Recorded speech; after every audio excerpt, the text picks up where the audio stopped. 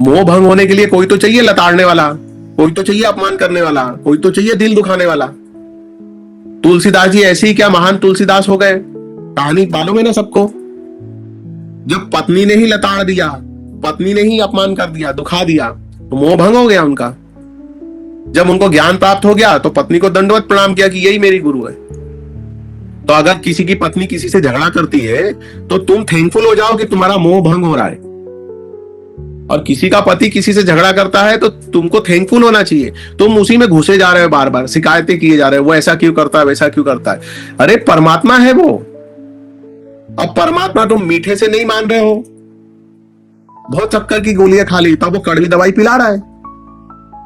ऐसा जाने कि जो आपका अपमान करे, गालियां दे, विरोध करे, वो कोई व्यक्ति नहीं कर रहा है, परमात्मा ही कर रहा है। परमात्मा ही अलग अलग तरीकों से आपको सिखा रहा है।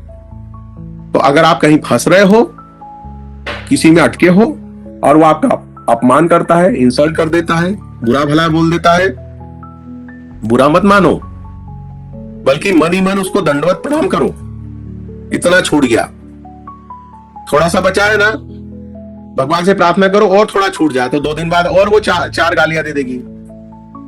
हो सकता है आपको थप्पड़ मार दे आपकी बीवी, बस खत्म। अब प्रेम तुम्हारा उसके लिए डबल हो जाए और मोह तुम्हारा छूट जाए।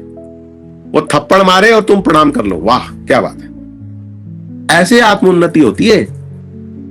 जीवन का उद्धार तब है जब आप फंसी हुई चीजों से बाहर आ जाओ, शुद्ध प्रेम की अवस्था में पहुंच जाओ, विशुद्धतम प्रेम की अवस्था में आप आ जाओ।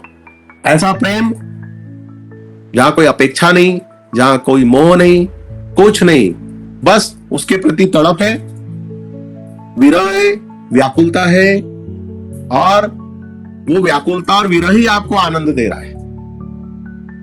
ऐसा प्रेम परमात्मा का प्रेम बन जाता है।